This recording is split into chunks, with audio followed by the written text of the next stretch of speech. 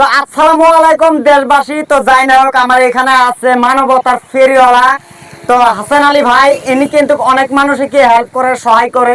কেউ যদি কোনো ধরনের বিপদে পড়ে, বিপদ থেকে উদ্ধারও করে। তো যে প্রকারে হোক এই কাজগুলো করার চেষ্টা করে ইনি। আর ইনি অনেকই সুন্দর মনের মানুষ।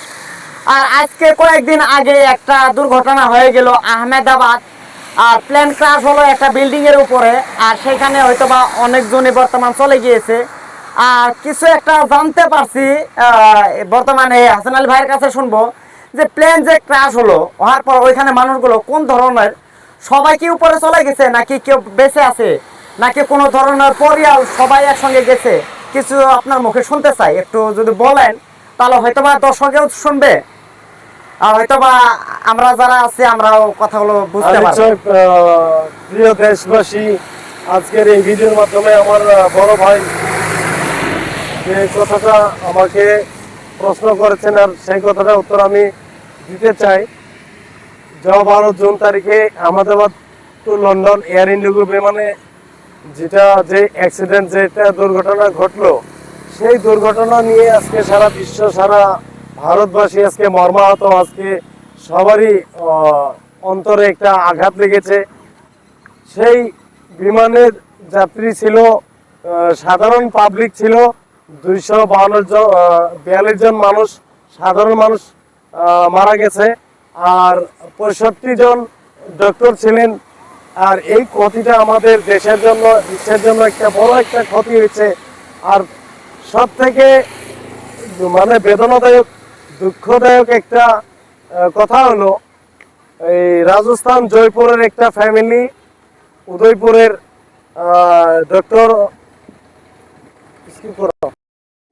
ডক্টর কুমি বাসে নামের একজন মহিলা। উনি সপরিবারে, ওনার 3 জন ছেলে মেয়ে, তার সাথে ওনার স্বামীর সঙ্গে উনি নিজের চাকরি ছেড়ে দিয়ে উনি লন্ডন যাবে বলে আশা করে বের হয়েছিলেন।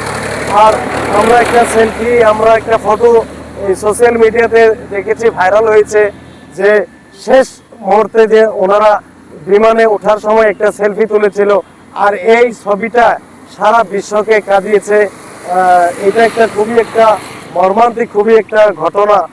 আর আমাদের তো করার কিছু নাই, কিন্তু আমরা চাই এই পরিবারগুলো, আজকে যাদের মানুষ এই বিমান দুর্ঘটনায় হারিয়েছেন, ওরাই একমাত্র বুঝতে পারে যে কি একটা পরিবেশ তাদের ফ্যামিলিতে, কি একটা মানে দুঃখের একটা পরিবেশ হয়েছে।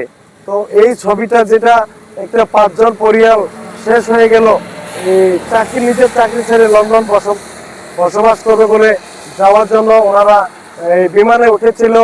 আর শেষ যে সেলফিটা উঠেছিল, এই সেলফি আমরা নিশ্চয়ই এই ভিডিওতে আমরা দিব।